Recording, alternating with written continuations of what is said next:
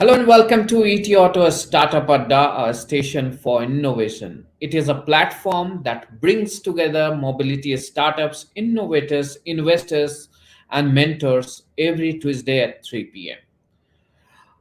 We discuss and deep dive into the possibilities of building robust future mobility business models. The platform also explores or creates a mutual learning platform and opportunity for startup founders and industry leaders, investors, and mentors through direct interaction and exploring the avenues for collaborations. If you are a startup founder or you want to start off in the mobility space, then this is the place where you should be. Today, our participant is a startup that works in the battery swapping space. Let me invite the startup for the day. Varun, thank you so much for joining ET Auto Startup Adda. Now I hand over the platform to you.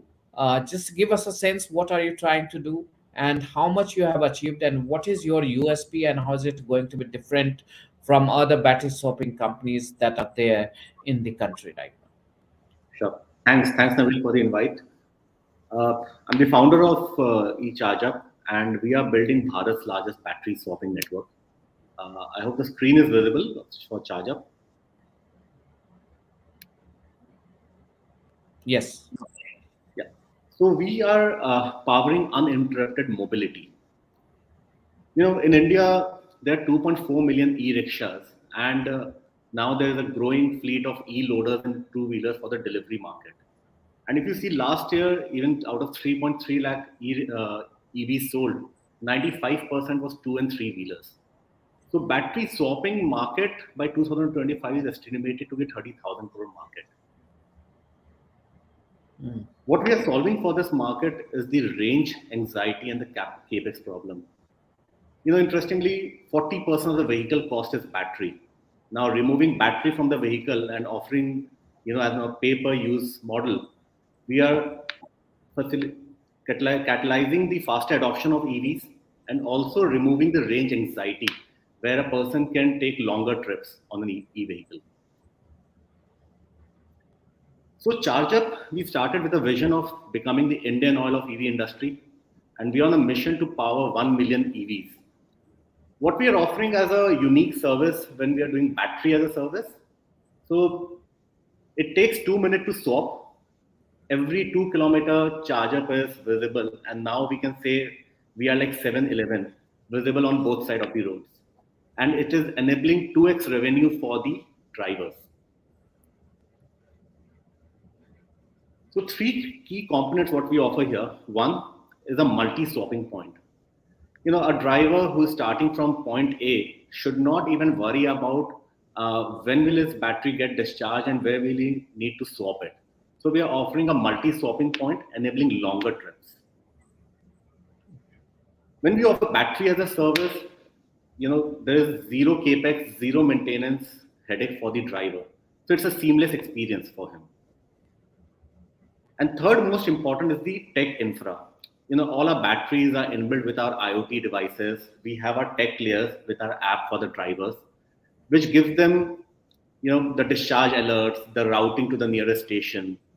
So for a driver, we are providing a convenience and trust through this service.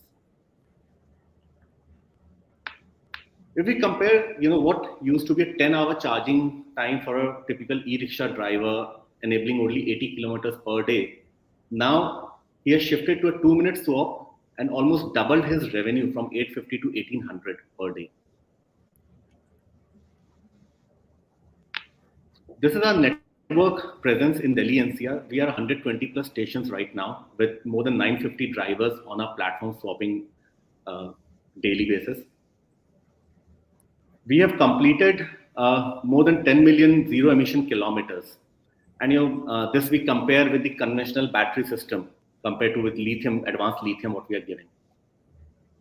The most interesting thing about this, our solution is agnostic to the make of vehicle. Like the same battery fits in e-rickshaw, the same battery fits into an electric two-wheeler and also in delivery loader. So interoperability is not a challenge for us. We have solved that problem.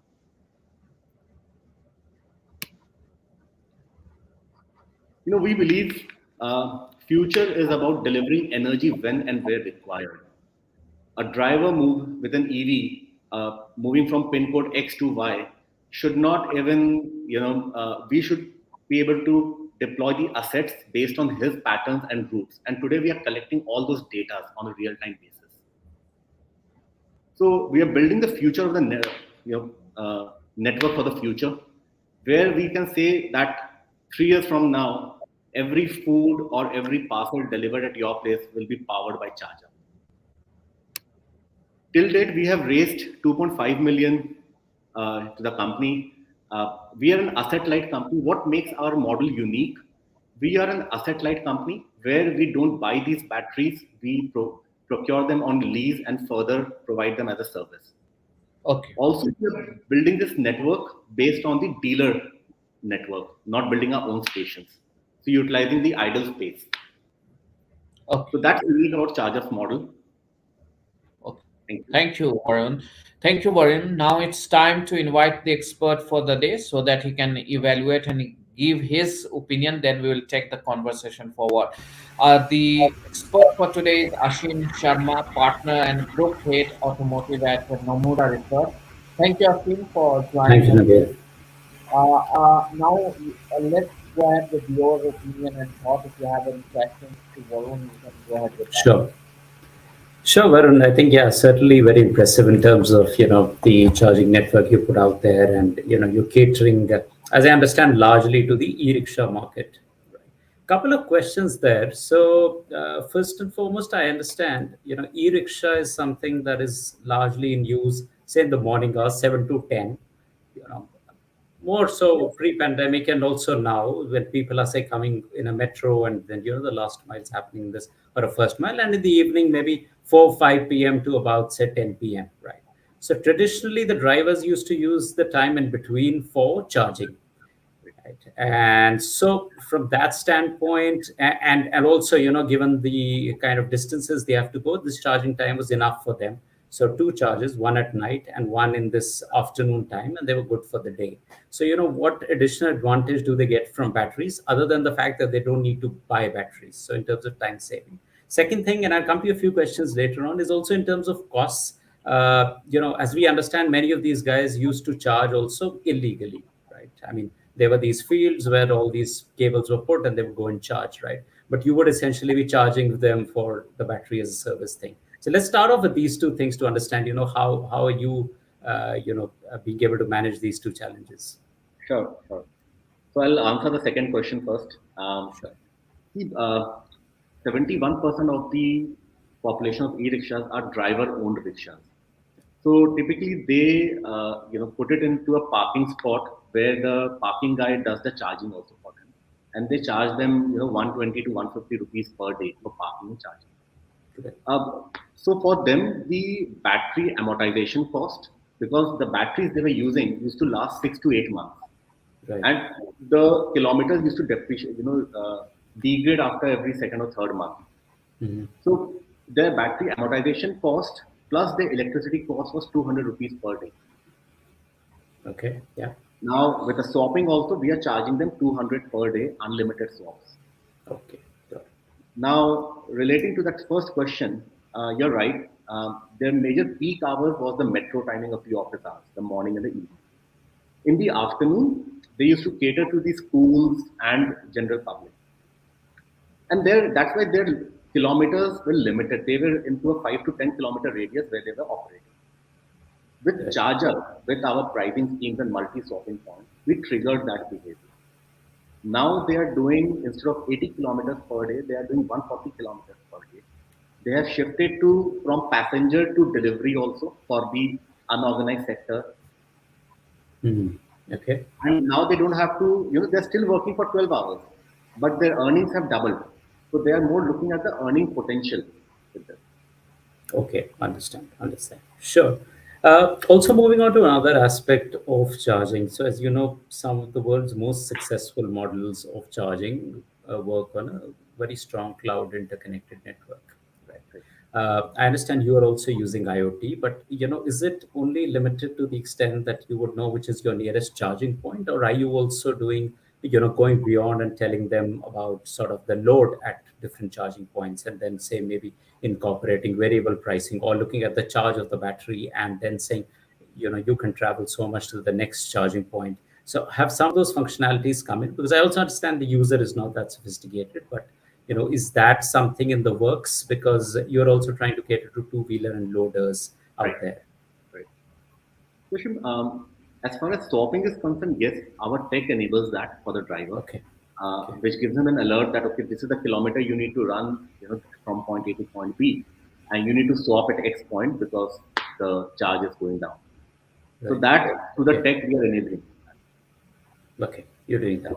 All right. And another one on that, you talked about, it being agnostic of the battery type for the vehicle, right? So that's right. If especially in e-rickshaws, because probably they are all using similar kind of batteries or whatever is available off the shelf, and they're putting it in, right? But many OEMs also want to differentiate the battery pack, in Right. terms, could be in terms of chemistry, in terms of form factor, whatever. So in that case, how do you solve that conundrum? Are you also working on sort of like software stacks? So, maybe the hardware is very OEM specific, but the software that you've deployed in the charging stations that, makes up for those differences, so that different kinds of batteries could be swapped. So how are you trying to address that? Sure. So great question, Ashim. So firstly, see, as far as the marriage between the battery and vehicle, electrical side, most of the two-wheelers and three-wheelers are on a 48-volt platform. Right. So electrical side is not a challenge. On the mechanical side, for three-wheelers, they have large casing envelope size. So the batteries are swappable small size. So this shifting from e-rickshaw to e-loaders, like in e-rickshaw, we put two batteries. In a two-wheeler, we put one battery. In a loader, we put six batteries. Okay. So with swapping, we have reduced the battery size to fit in every vehicle on the mechanical. Okay. But going ahead, as you said rightly, there will be different platforms on the voltage side and the form factor as per OEM certified. And that's where the tech side will solve, we will solve through tech on the complex asset management. That on which stations, which form of assets needs to be there for which type of users and vehicles.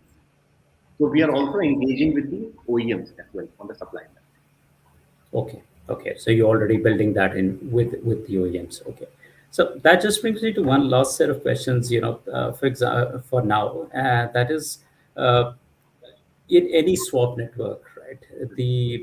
There is the criticality of managing the inventory, so to say. Many rickshaws go into one place and they all putting their empty batteries there, whereas your filled batteries are somewhere else, so on and so forth. And the problem becomes more complex after what you said. Every there is also a variety in batteries that comes up. So Right. how are you trying? What sort of has been your experience right now? What sort of, let me call it, safety stock levels do you keep on batteries today? And given what utilization of the network do you have, and what are the plans in the future for that?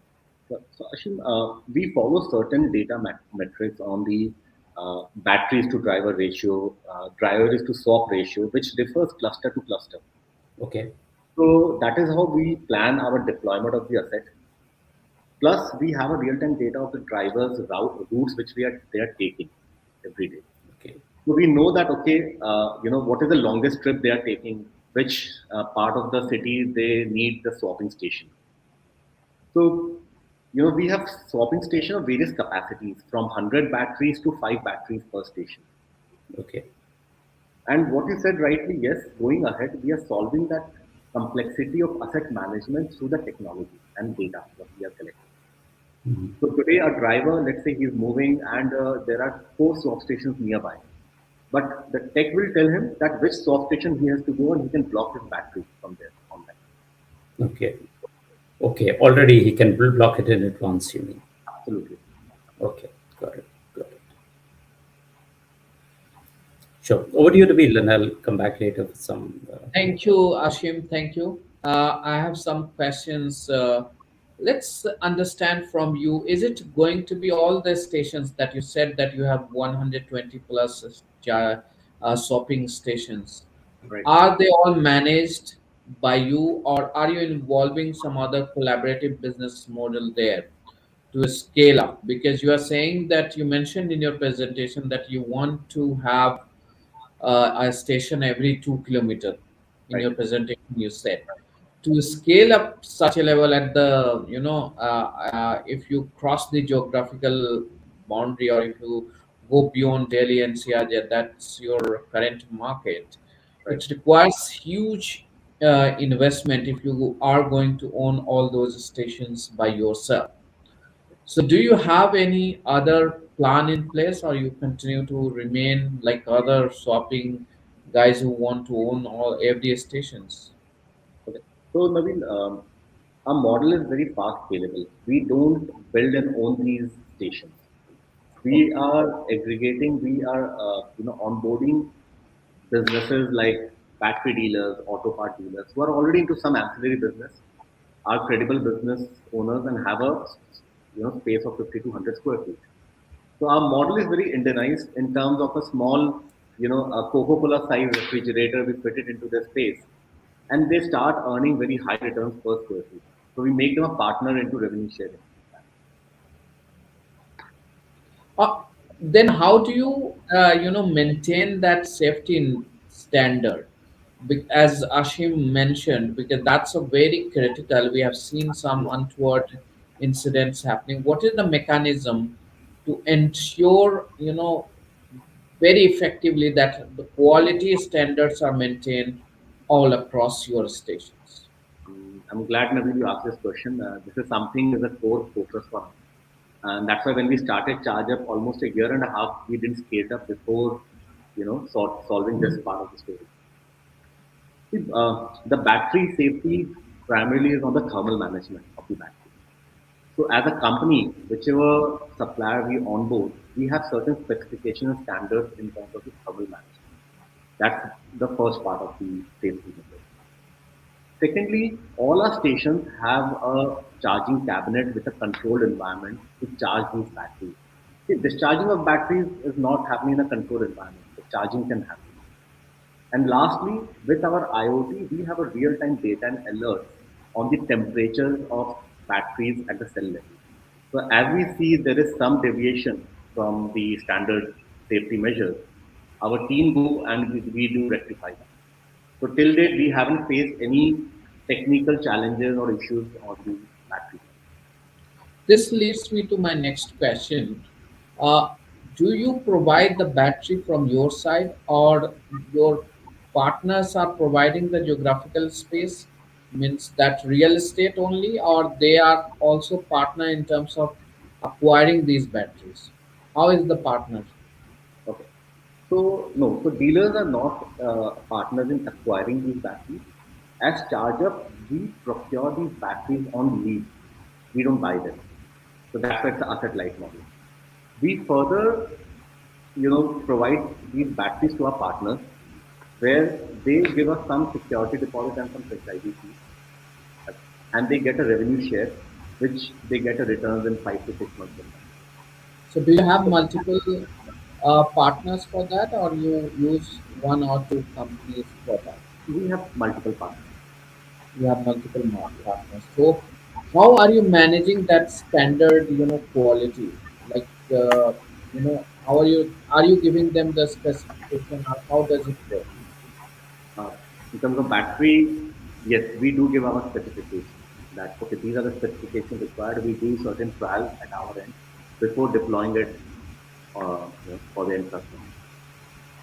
But if you look at the quality requirement or expectation for a e-rickshaw is completely different from a two-wheeler, which is Right. going to be used by an individual.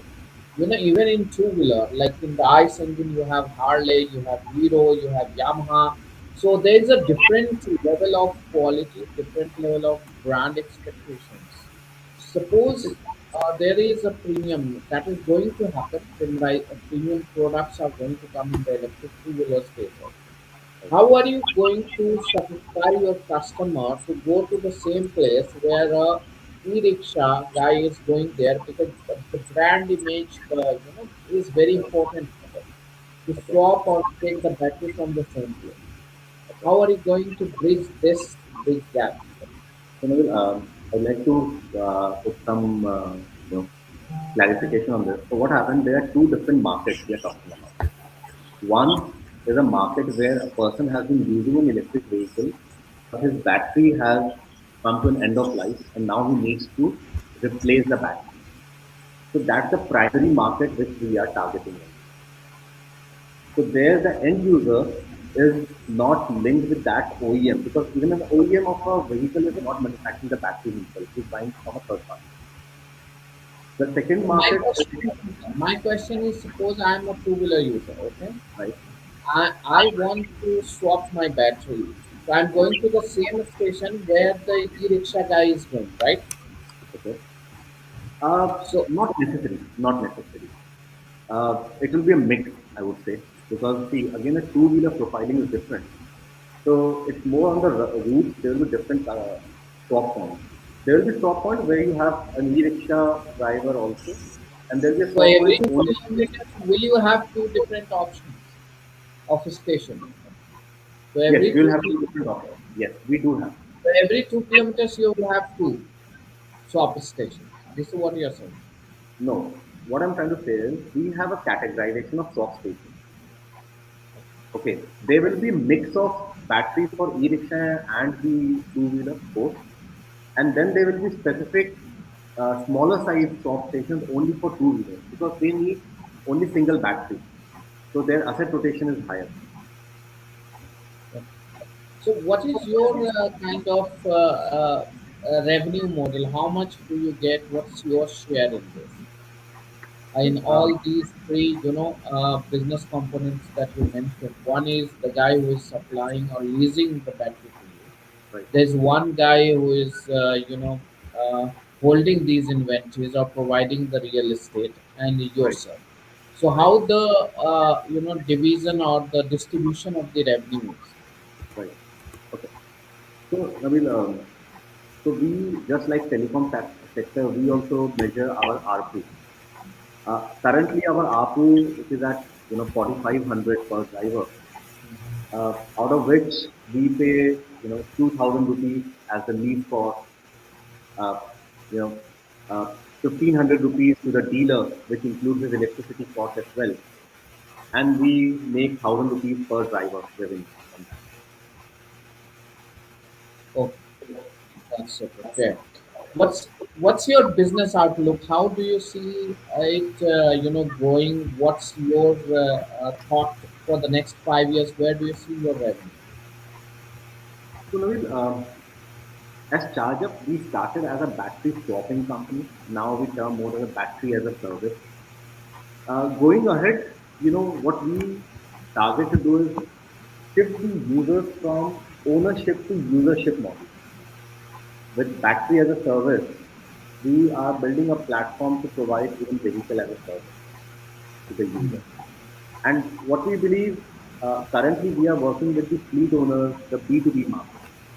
But as we move to B2C market, the personal mobility, what we see tomorrow, the ownership of vehicle and battery will be separate. So Chargeup is building a trusted network of stations which are all tech enabled so that the user can have a seamless experience. So, So you have raised so far 2.5 million in debt. You have raised 1 million in equity. right. Uh, uh, how are you, using these funds, and what's your target in terms of raising another, round of funding? Because this is very little when you are already diversifying your business also, and your target is very heavy. So how are you planning to raise your fund, and what are the challenges you are facing right now? So, with this fundraise, what we have done, as you know, we are a asset-light business. So, we'll be focusing on expanding our network faster. So, spending more on marketing and building the tech stack. So, that's where we are spending this fundraise. Uh, yeah, we'll be soon, opening up for another fundraise to expand. So, right now, we with this fundraise, we are going to expand to 10 new cities as well, and going for more alliances. And next fundraise, yeah, we'll be soon announcing that as well. Going ahead. How do you see your valuation of the company for the next round? And at what valuation you have raised your $1 million? So Naveen, you know, uh, next round, when you say, that's something as a valuation, as people say, it's an art and not a science. And with a lot of tailwind now towards EVs and battery swapping specifically, uh, that's something we'll be, planning it out with our investors, current investor on board, and then we'll be, but yes, uh, looking at the growth of the industry and also with the growth of where Chargeup is growing at, almost 30% month on month, will be demanding a good valuation this time. Almost, I would say, probably 8 to 10 times from now. Great. Also, I just want to understand one more thing before I hand over to Ashim. Uh, you talked about fundraising, you talked about 1 million, but you're not giving the clear picture of the evaluation as yet. Uh, Right. you are a commerce graduate, right? And you do not have major exposure into automotive technology or electric vehicles or battery, though you had a startup in the solar energy. So, how difficult or easy it was for you to convince the investors, or still, what are the two, three roadblocks that you face when you talk about raising funds or you go on to pitch the investors? So, great, Naveen. So It's I, really a roadblock for you, a commerce graduate, getting into a domain which is completely, technology driven. So, how easy or tough it is? yeah, so Naveen, apparently when I did my first startup in solar energy, it seemed really difficult that point of time. But not coming with that preconceived notions that I know these things and learning on ground. You try to be more rational on every aspect. You question every status quo. So I definitely built my first startup was definitely a learning ground for me on the technology part and the technology, not the IT, but engineering. Absolutely. So that's something they didn't have to convince the investors. But yes, I completely agree. Not coming up with a fancy education background or understanding of the IT stack was definitely a challenge. Thankful to the investors. As a Marwadi Banya, we first execute and then we show. Um, So executed this business and then the investors got convinced. uh, well, going by the instinct, very good. Ashim, I just want to understand from you. We have seen in some of the market swapping did not work out. Right. For the investors, what would be your advice when they go on investing in swapping business in India? Because there are certain challenges like engineering structural challenges. I know Correct. that in some segment it can pick up and scale up, especially e-rickshaw and all. But Right. even e-rickshaw segment doesn't seem to be going for a long time because there are a lot of challenges that has come. Right. Currently, there are huge volumes on Indian streets, but it is being continuously challenged by more organized or upgraded product portfolio that is coming up. Correct. Correct. From your side, what would be your advice for investors? How much they should look at the swapping business when it comes to India? Right. So, as you correctly said, so see, swapping works very well for anything that works in a fixed loop. For example, a bus or an auto rickshaw or an e-rickshaw. Right. It also ends up working well for two-wheelers if you have a very dense charging network, swapping network. For example, Gogoro has in Taiwan. Right? Right. Then it ends up working well for them also, and largely a very good cloud interconnectivity, software stacks, all of those being top notch to enable that to happen. Right? So now coming to the e-rickshaw market in particular, what we see is that, as Varun was also saying, most of the guys are coming to him once they are at the end of life of battery, and then they want to, not buy another battery, and at that time subscription is coming in, right? But I think the key there will be if can you make some sort of arrangements with the OEMs to so that the battery and the vehicle can get decoupled. There, what will be important is if we try to standardize the battery pack. as per our solution, then it limits the differentiation that the OEM is trying to bring in there. It's like, you remove the a core part of the powertrain, it's all the same. And then you are dependent on the swapping station people or the swapping station company to run it. So there, I think, will be the need to do something where you say, you design your battery pack, which is best suited for your vehicle, which can be at the most optimal cost given your sort of upstream linkages in the battery value chain or your own cell manufacturing, etc. But we will develop the tech on our side so that this can be as effectively swapped, right?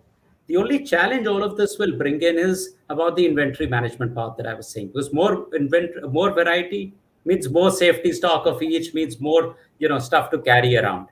But the difference between where it failed globally in India is that a market like e-rickshaw or even the auto rickshaws, if they get into swapping, are still a sizable chunk moving in a small radius. So you can get that critical scale, which say some of the startups globally that went into swapping only for cars were unable to manage. And also because these small vehicles, you don't need advanced robotic arms, etc., for swapping. So the capex can also be limited to that extent. So I think for the investors, the real thing to look at is there this kind of a tech fix which is coming in, which can let the OEM have the differentiation, yet piggyback on the same swapping network. I think that would be the real key differentiator in this space. Thank you, Ashim. Ashim, you have spelled out very clearly. Varun, before I conclude, just want to understand where do you see yourself 5 years down the line, 10 years down the line? Do you look at yourself being a unicorn? How long will it take for you?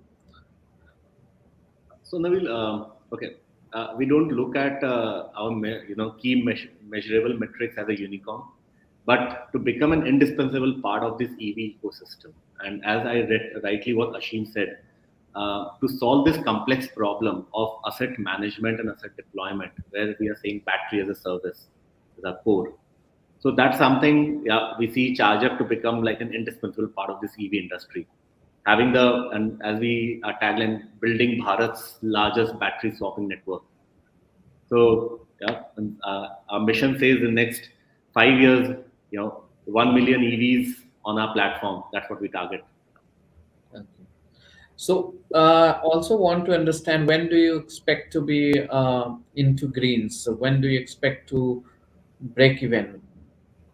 And then as per our current plans, in next 3 to 4 years, we achieve a certain scale. So that will, Thank you so much, Varun and Ashim, for joining ET Auto Startup Adda. Wish you all the very best. And of course, swapping is going to be one of the options as India transitions to the electric mobility. Like we have always said, it is not going to be only electric. It is going to be a mix of fuel that is going to play out in the future of mobility landscape that is going to drive the mobility in India. Thank you so much again for watching ET Auto Startup Adda. See you next Tuesday with a new set of experts and founders. Till then, keep reading ET Auto for news updates, analysis, and other aspect of the mobility industry. Thank you so much once again.